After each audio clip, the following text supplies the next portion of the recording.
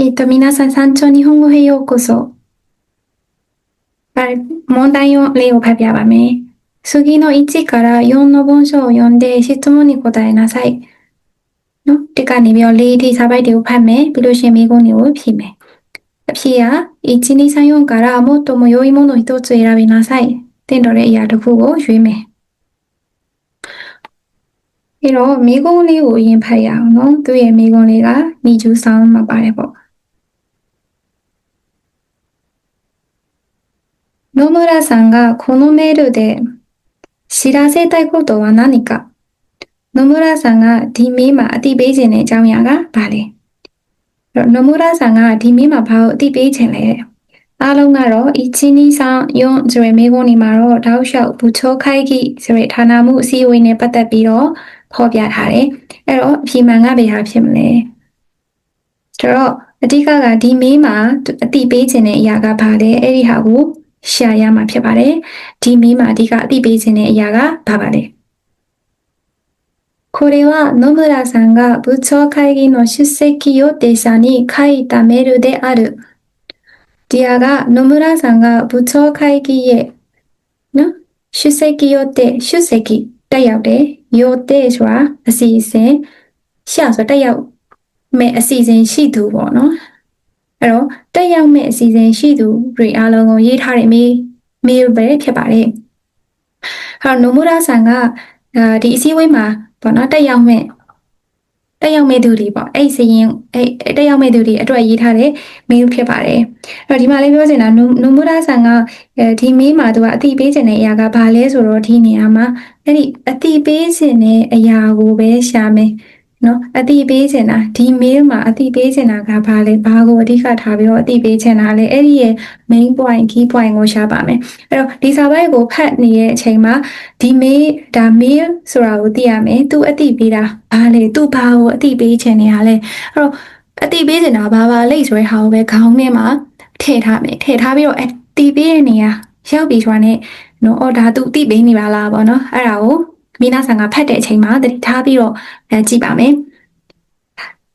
အဲ့တော့ဒီမှာဖတ်ကြည့်မယ်部長会議にご出席予定の皆様နော် mail ဖြစ်တဲ့အတွက်ကြောင့်ဒီဟာကကြတော့အားလုံးကိုဆိုရဲဒီသူပြောချင်တဲ့လူတွေပေါ့နော်ပြောချင်တဲ့သူတွေကို mail ပို့တဲ့အခါမှာထိတ်ခေါင်းစဉ်မှာထားပြီးရေးရပေါ့နော်အဲ့တော့ဒီဌာနမှုစည်းဝေးမှာတက်ရောက်မဲ့အားလုံးခင်ဗျာဆိုရဲအတိတ်ပဲပေါ့နော်အဲ့တော့ဒီဘက်ကကြတော့အဲ့တော့ဒါသူပြောချင်တဲ့သူတွေကမိနာဆမအားလုံးပေါ့နော်တက်ရောက်မဲ့သူတွေအားလုံးလို့ပြောတယ်ဒါဆိုလို့ရှိရင်ဒီမှာဘသူကမေးကိုရေးတာလဲဆိုရင်နှုံးမတာပေါ့နော်အဲ့တော့နှုံးမတာဆန်ကနေပြီးတော့အားလုံးကိုပို့တယ် mail ဖြစ်ပါတယ်ဒီဟာကိုတစ်ချက်သိရမယ်အဲ့တော့ဒီ mail မှာအဓိကဘာလဲအတိပေးချင်တာကဘာလဲလို့ရှင်းရမှာအတိပေးချင်တာကဘာလဲမမိတော့ပါနဲ့အတိပေးစာကိုရှင်းရပါမယ်あさって12日金曜日ですね。金曜日の部長会議についてご連絡します。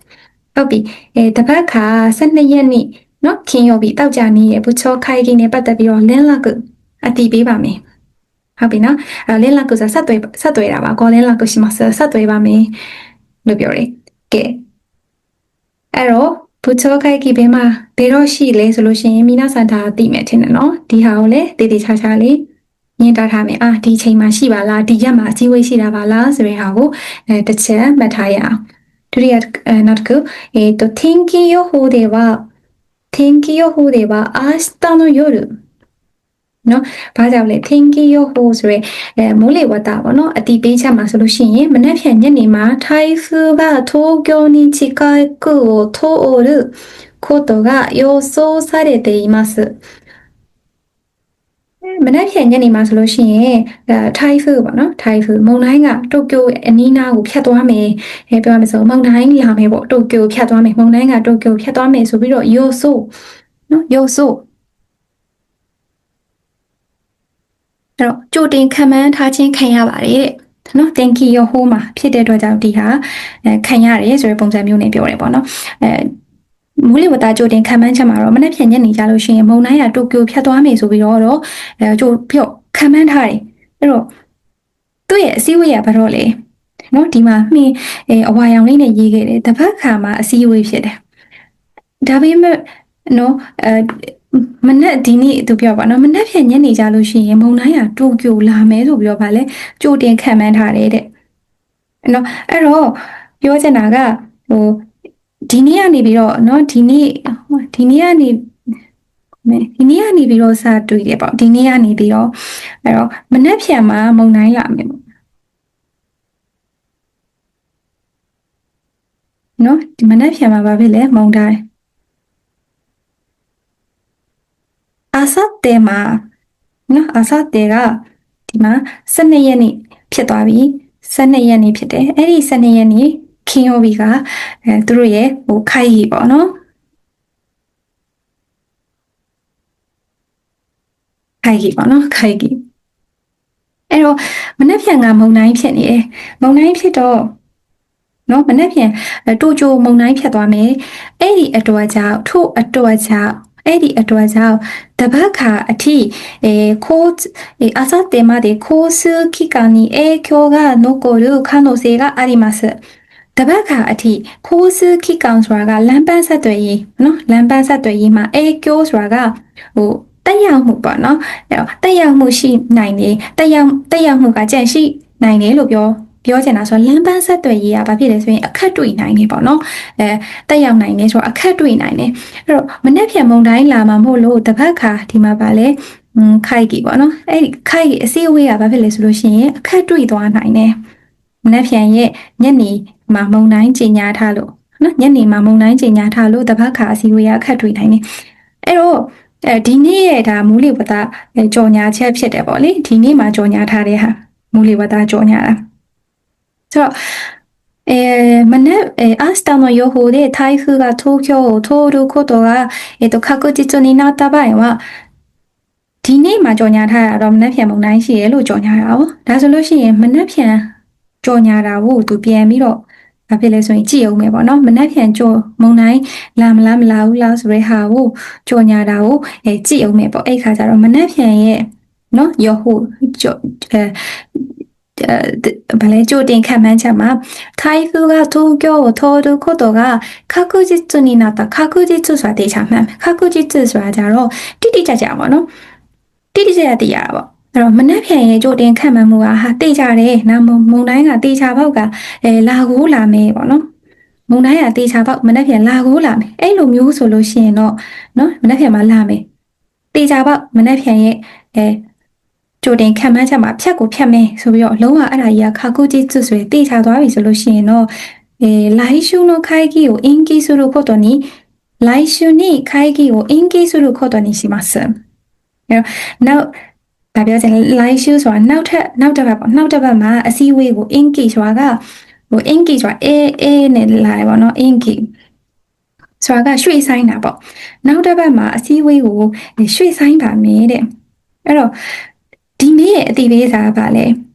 နော်ဒီမေးရဲ့အတိပေးစာကပါလဲဆိုတော့ဒီမိုးလေဝသကြောညာချက်တွေနဲ့ပတ်သက်ပြီးတော့လည်းသူပြောပါတယ်နော်အစည်းအဝေးနဲ့ပတ်သက်ပြီးတော့လည်းပြောနေရပေါ့နော်အကယ်၍ဒါဒီမနက်ဖြန်ရဲ့ကြောညာချက်မှာ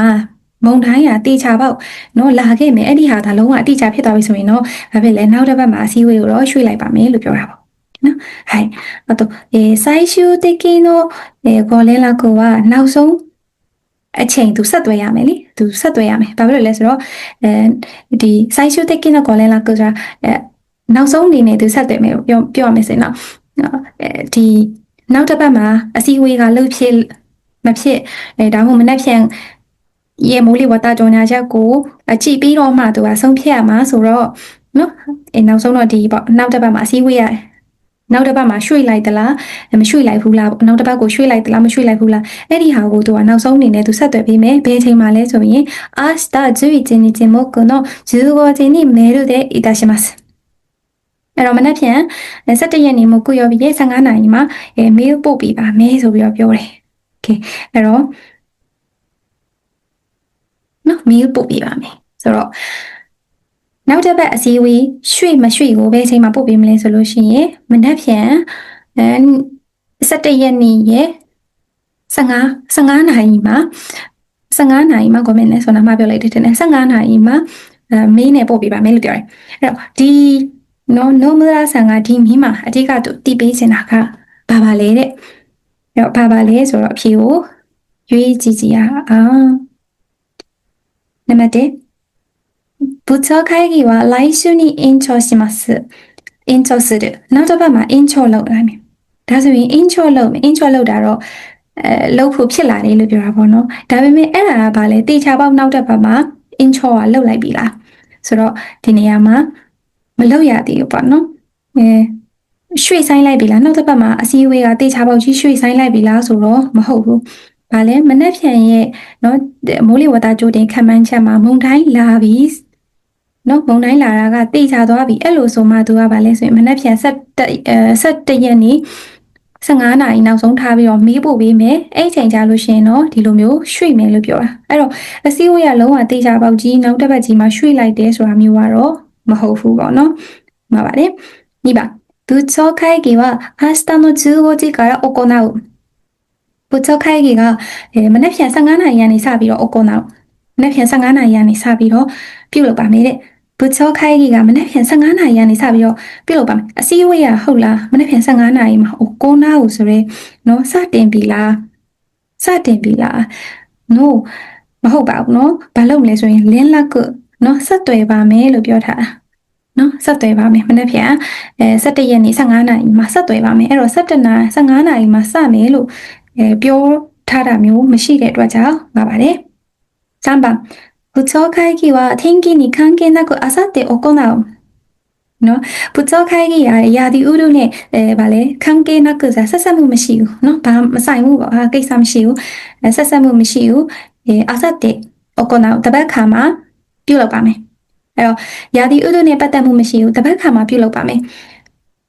ဟုတ်ရဲ့လားနော်အဲ့တော့部長会議ရာသီဥတုနဲ့ဆက်ဆက်မှုမရှိဘူးတပတ်ခါမှာပြုလုပ်မယ်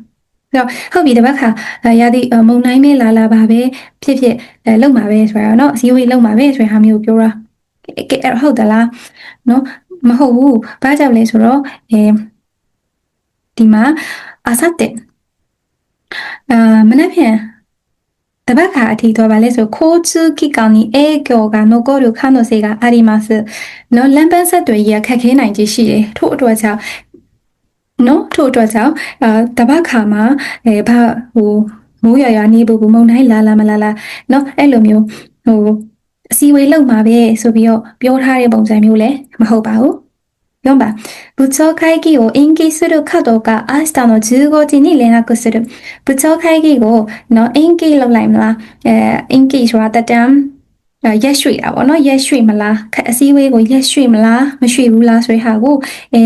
မနေ့ဖြန်ရဲ့15နာရီမှာလင်းလာကိုဆက်သွယ်ပါမယ်လို့ပြောတယ်နော်မနေ့ဖြန်ရဲ့17နာရီမဟုတ်ပါဘူးမှာပြောနေရ comment နဲ့15နာရီမှာဆက်သွယ်ပါမယ်15နာရီမှာဆက်သွယ်ပါမယ်လို့ပြောတော့ဒီမှာ15နာရီမှာ call in လာကိုလုပ်မယ်ဆက်သွယ်ပါမယ်ဆိုတော့အဖြေမှန်က4番ဖြစ်ပါတယ်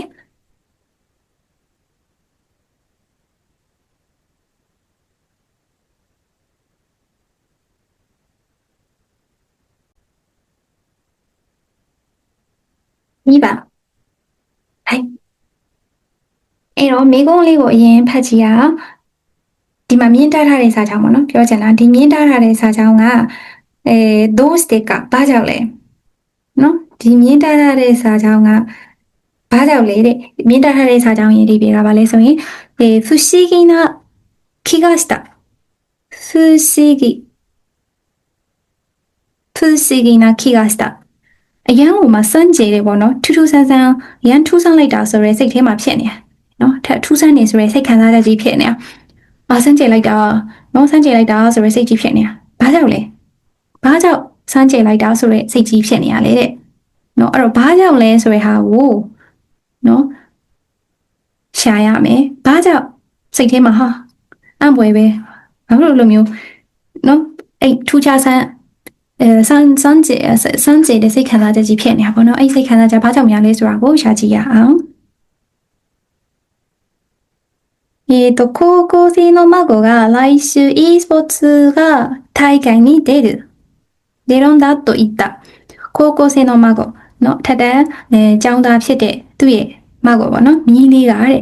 来週 e スポーツ大会に出るんだと言ったနောက်တစ်ပတ်မှာ e sports ထိုက်ကြိုင်ပါနော်ဒီအားကစားပွဲပေါ့နော်အားကစားပွဲမှာဒဲတူဆိုတာပါဝင်မယ်ပေါ့ပါဝင်မှာဆိုပြီးတော့ပြောခဲ့တယ်နောက်တစ်ပတ်ကြာလို့ရှိရင်နော်ဒီအားကစားပွဲပေါ့ e ဆိုရယ်အားကစားပွဲမှာပါဝင်မှာဆိုပြီးပါဝင်မယ်ဆိုပြီးတော့ပြောခဲ့တယ်တဲ့ကွန်ပျူတာဂိမ်းの大会အဲ့တော့ပြောချင်တာက e sports 大会ဆိုတာပါလေ e sports 大会皆さんလည်းပေါ့နော် sports 大会ဆိုဒီမှာပေါ့အားကစားပွဲဆိုတဲ့အခါကျတော့ဒီကိုယ့်ရဲ့ကိုယ်ခန္ဓာကိုယ်ကာယအားကစားဆိုတဲ့ကြောင့်နော်အဲ့လိုအားသုံးပြီးတော့ကစားရအားကစားတွေများလားဆိုပြီးတော့ပဲခေါင်းငင်းမှာအားလုံးအဲ့လိုပဲတွေးကြတယ်ဒါပေမဲ့အဲ့ဒီ大会ကဘာလဲဆိုရင်အဲ့ဒီပွဲကဘာコンピューターゲームの大会だと説明されコンピューターゲームの大会ကွန်ပျူတာဂိမ်းပွဲဆိုပြီးတော့ဆက်မဲစတဲ့ရှင်းပြခြင်းခံရတယ်ပေါ့နော်ရှင်းပြခြင်းခံရလို့တဲ့ငါကဖူရှိကင်းနာခေကစတာဟာထိုးစားလိုက်တာဆိုပြီးဟဲ့မင်းတို့ကလည်းစမ်းချေတာဆိုပြီးတော့အဲ့လိုမျိုးစိတ်ထဲမှာဖြစ်သွားတယ်တဲ့နော်ပုံမှန် sports ဆိုရဲအားကစားဆိုတာကိုကာယအားကစားလို့တည်ထားတဲ့ဟာကိုကွန်ပျူတာဂိမ်းပွဲဆိုပြီးတော့နော်မဟုတ်ဘူးအဖို့ပေါ့အဲ့ဒါကွန်ပျူတာဂိမ်းပွဲပါဆိုပြီးတော့ကွန်ပျူတာကစားရမှာလေကွန်ပျူတာဂိမ်းကစားကြမှာအဲ့ရပွဲလုပ်ပြီးရဆိုပြီးတော့ရှင်းပြပေးရပါတော့ရှင်းပြဟဲမင်းတို့ဟာလေထူးဆန်းတာဆိုပြီးစိတ်ကြီးမှာဖြစ်သွားတယ်ဘာကြောက်ပါလဲ why နားစေဆိုတွေက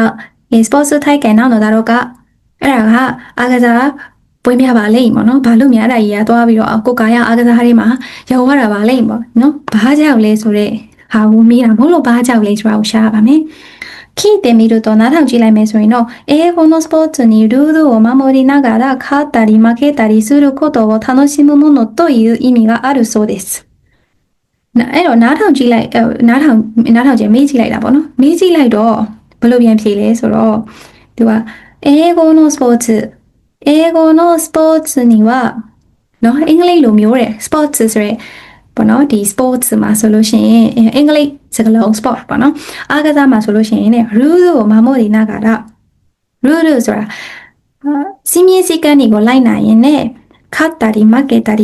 ရှုံးနေနော်ရှုံးတာတို့နိုင်တာတို့စသဖြင့်することも楽しむものという意味があるそうですအဲ့တော့အင်္ဂလိပ်လိုအားကစားမှာဆိုလို့ရှိရင်အားကစားဆိုတဲ့အဓိပ္ပာယ်ကဘာလဲစီမင်းစည်းကမ်းတွေကိုလိုက်နိုင်ရင်ねနိုင်တလှည့်ရှုံးတလှည့်ပေါ့နော်စသဖြင့်အဲ့ဒါကိုထားလို့ရှိမှုလို့ဆိုတာပျော်ရွှင်တာအဲ့ဒီပျော်ရွှင်တဲ့အဓိပ္ပာယ်ကိုအားကစားဆိုပြီးတော့ပြောပါတယ်ဒါအားကစားရဲ့အဓိပ္ပာယ်ပေါ့နော်အားကစားဆိုတဲ့အဓိပ္ပာယ်အားကစားဆိုတဲ့အဓိပ္ပာယ်ကတရားပေါ့လေနော်အားကစားဆိုတာကရှုံးတလဲနိုင်တလဲနဲ့ပျော်ရွှင်ရွှင်ပေါ့နော်ဒါစီမင်းစည်းကမ်းကိုလိုက်နာရမယ်ရှုံးတလဲနိုင်တလဲနဲ့ပျော်ရွှင်ရွှင်ကစားအစဖြစ်အဲ့ဒီအဓိပ္ပာယ်လို့ပြောပါတယ်ဆိုရည်ဒါကြောင့်မလို့最近ではパソコンコンピューターゲームもスポーツと言うらしいအဲ့တော့အဲ့ဒါကြောင့်နော်ဆိုရည်အဲ့ဒါကြောင့်အဲ့တော့စကားဆက်တွေဆိုလို့ရှိရင်အမှန်တကယ်အဲ့လိုမျိုးဝိုင်းထားတဲ့ねပေါ့နော်အဲ့ဒါကြောင့်အခုတလုံးမှာဆိုလို့ရှိရင်ကွန်ပျူတာဂိမ်းကလည်းပဲအားကစားဖြစ်တဲ့ပုံပဲဘာလို့လဲဆိုရင်ဂိမ်းကစားတဲ့အခါမှာလည်းပဲစီမင်းစီကံကိုလိုက်နာရတယ်ရှုံးတလဲနိုင်တလဲနဲ့ဆော့ရတယ်အဲ့ဒါကိုsports ဆိုရဲနော်အားကစားလို့ပြောတာမဟုတ်လို့ကွန်ပျူတာဂိမ်းဆိုတာလေအဲ့ဒါကအားကစားပဲပေါ့နော်အဲ့လိုမျိုးအားကစားပဲဆိုပြီးတော့